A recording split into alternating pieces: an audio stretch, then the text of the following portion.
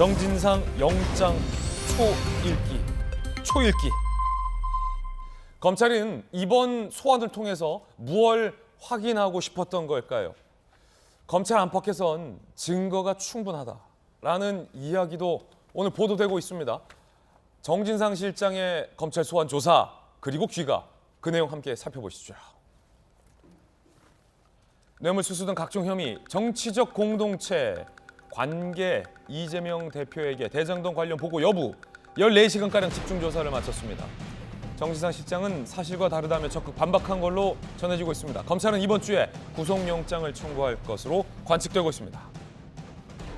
검찰 관계자의 이야기에 살펴보면 동아일보 보도에 따르면 압수수색으로 유의미한 내용을 확인했다. 타협은 없다. 뭐 이런 워딩이 나왔습니다. 타협은 없다. 검찰이 굉장히 벼르고 벼러서 조사를 하고 있다라는 분위기가 느껴집니다. 수사팀 개편 후 4개월간 보강수사 통해서 충분한 증거를 확보했다. 공판에서 인적 물적 증거를 제시하겠다. 이게 상당히 좀 의미심장해 보입니다. 인적 물적 증거를 다 확보했다라는 이야기로도 들립니다. 지금까지 민주당에서는 유동규 본부장 등의 진술만 있는 것이 아니냐, 증거가 없지 않냐라는 반박을 해왔습니다. 이에 대해서 조금 전에 봤던 검찰 관계자는 동아일보 기자와의 인터뷰에서 인적, 물적 증거가 충분하다.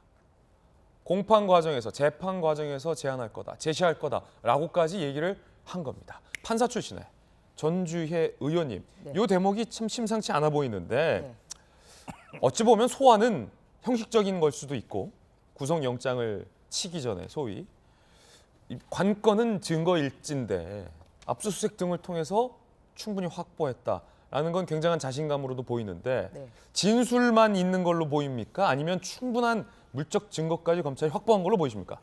물적 증거가 있으니까 자신감을 드러내는 것이라고 그렇습니까? 생각합니다. 예. 그리고 어제 14시간 이제 조사를 하고 귀가를 했는데 빠르면 오늘 구속영장 청구가 될 것이다. 지금 이런 보도도 나오고 있습니다. 예.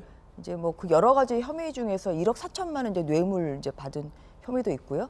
그 다음에 또 700억 원의 이런 대장동 이익을 좀 분배하기로 한 이러한 약정 여부도 있고 또 위례신도시 공모 전에 이미 남욱 씨 등에게 이 사업자를 주기로 한 이러한 이제 세 가지 혐의가 이제 크게 있는데요.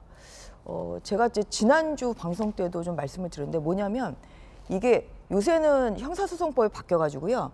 검찰에서 제가 어떤 말을 하잖아요. 피의자로. 그랬는데 제가 법정에 가가지고 그러니까 법원 재판에서 이 검찰 피의자 신문조서 내용 부인합니다. 이렇게 부동의를 해버리면 검찰에서 받은 피신을 증거로 제출을 검찰이 못해요. 그래요? 예.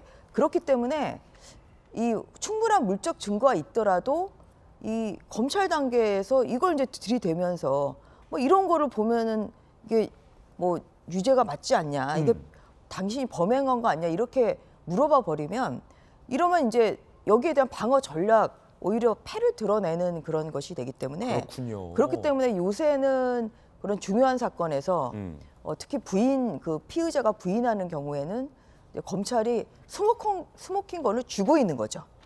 스모킹 건을 쥐고 오히려 핵심적인 증거는 다 패를 쥐고 가슴 한켠에 그리고 숨기고 그 법원 재판 과정에서 이제 내려고 한다.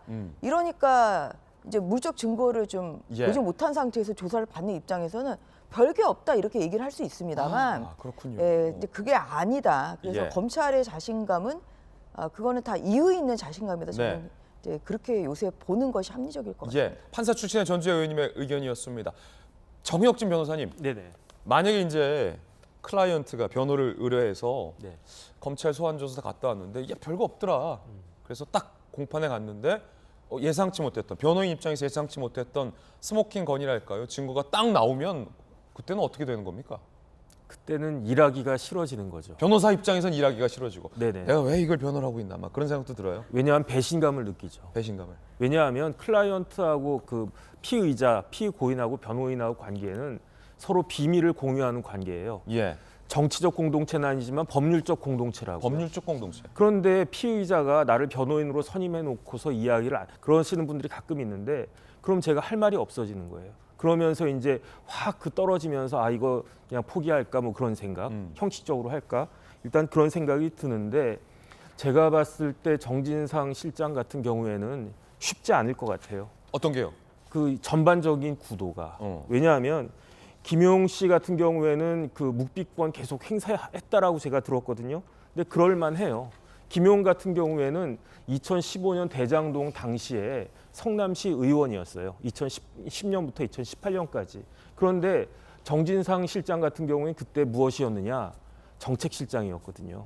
그다음에 제가 확인을 갖다가 해보니까 2014년부터 2016년까지 대장동 관련해가지고 성남시장 이재명 시장이 그 대장동 관련 문서에 네. 사인을 10번을 했어요. 근데 그중에 6번을 정진상 정책실장이 밑에다가 사인을 했어요. 그게 밝혀진 거거든요. 그렇기 때문에 정진상 실장이 막 적극적으로 반박한다 그래가지고 뭐 어떤 사람들은 아 그럼 정진상이 할 말이 있나 보다. 그럼 정진상이 그 혐의가 없을 수 있겠구나라고 생각할지 모르지만 지금 이러한 라인을 봤을 때 자기가 사인한 그게 드러난 것만 6개인데 가만히 있으면은 할 말이 없다는 것이 되잖아요. 그러니까 여기에 대해서 적극적으로 반박하고 부인할 수밖에 없을 것 같은데 그런데 조금 전에도 전주혜 의원님 말씀하셨지만은 인적 증거는 결정적 인적 증거는 차고 넘치고요. 왜냐하면 뭐 남욱 유동규가 이렇게 이야기하고 있으니까. 돈 줬다라는 사람들이 구체적으로 진술하고 있고 진술이 일치하고 있고. 네네. 그다음에 모든 정황이나 그런 네. 진술 증거를 보강하는 물적 증거, 예컨대 결제한 서류 같은 것들, 그런 간접 증거 될 수 있지 않습니까? 그런 것들이 차고 넘치기 때문에 그렇기 때문에 제가 봤을 때 정진상 실장 쉽지 않을 것 같고 구속영장을 청구하지 않는다면 그러면은 검찰이 존재할 이유가 없지 않는가. 그래서 저도 이제 전주혜 의원님 생각과 비슷하게 뭐 조만간 구속영장이 청구가 될 가능성이 되게 높다라고 판단이 됩니다. 그렇군요. 법조인 두 분, 판사 출신 변호사 두 분은 구속영장 불가피하다, 증거가 충분히 확보된 듯하다라는 견해를 주었습니다. 자, 그렇다면 민주당은 입장이 무엇일까요? 반박하고 있습니다. 민주당은 검찰 수사 자체가 조작 수사다라고 이재명 대표는 반발하고 있습니다. 그러면서 정진상 실장과 관련해서 정진상 실장 집에 CCTV에 사각지대가 없다라고 민주당은 주장을 했습니다. 이게 무슨 의미일까요? 직접 들어보시죠. 대책위가 확인한 결과 유동규가 올라갔다는 계단 바로 앞이자 아파트 동출입구부터 CCTV가 설치되어 있습니다. 어디를 어떻게 들어오든 CCTV에 사각지대가 없는 구조입니다. 가히 인간 사냥이라 부를만 합니다.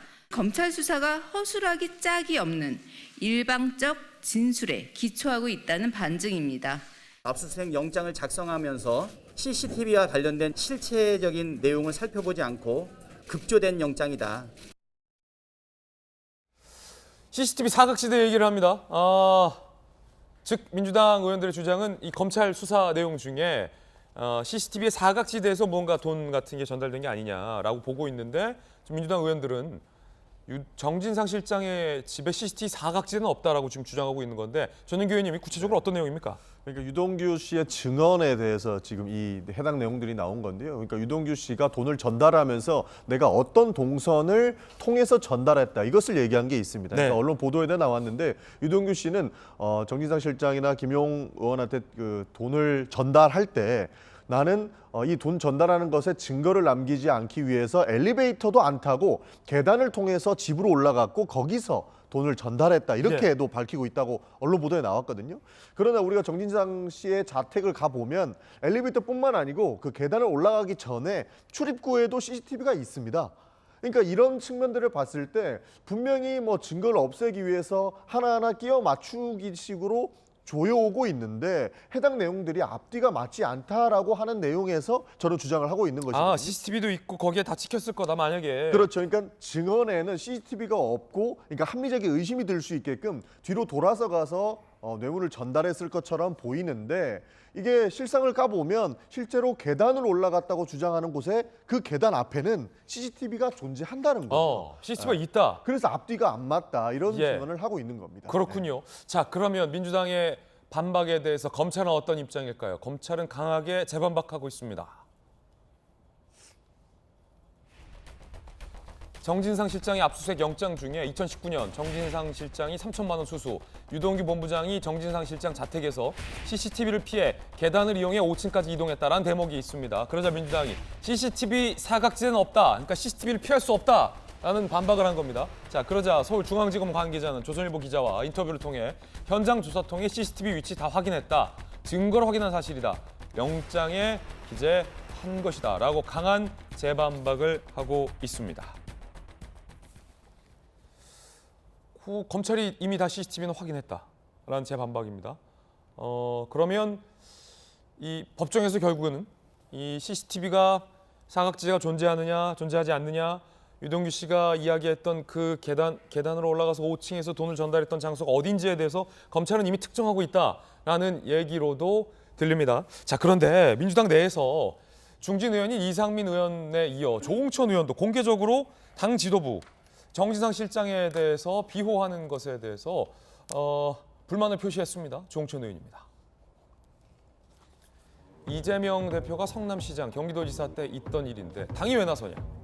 예를 들어 다른 당직자였다면 대선 후보 이전 건 당무와 관계없다라고 공개적으로 불만을 제기했습니다.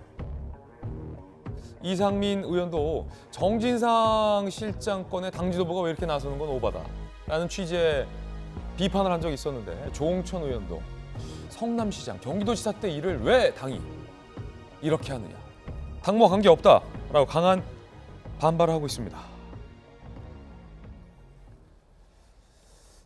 17대 민주당에서 또 국회의원을 하셨던 선배 국회의원으로서 김영주 의원께서 보시기에는 어떻습니까? 지금 이상민 의원에 이어 조홍천 의원의 지적인데요. 그래서 그런 입장들이 당에서 좀 갈리는 것 같아요. 예. 노웅래 의원 같은 경우는 그럼에도 불구하고 김용이라든지 정진상 씨가 당내 인사로 되어 있지 않느냐. 이재명 대표도 어쨌든 구명할 수 있는 데까지 당이 신경을 쓰는 것이 기본적인 도리 아니겠냐, 이런 부분이고, 이제 그럼에도 불구하고 실제로 이 시점을 어느 시점까지 당이 커버해 줄 것이냐 하는 것은 사실은 대다수 많은 당원이나 또 국회의원들 입장에서 불만일 수 있을 것 같아요. 그러니까 당이 지나치게 모든 부분을 커버하려다가 그 중에 하나라도 큰 어떤 뭐 검찰이 얘기한 게 그대로 진실로 확정될 경우에 당이 미칠 수 있는 데미지가 너무 크다. 그렇기 때문에 일정 정도의 구분을 지어야 된다는 그 여론들이 아마 공식적으로 이렇게 다 올라올 수는 없지만 나름대로 이렇게 잠복해 있는 게 아닌가, 그렇게 보여집니다.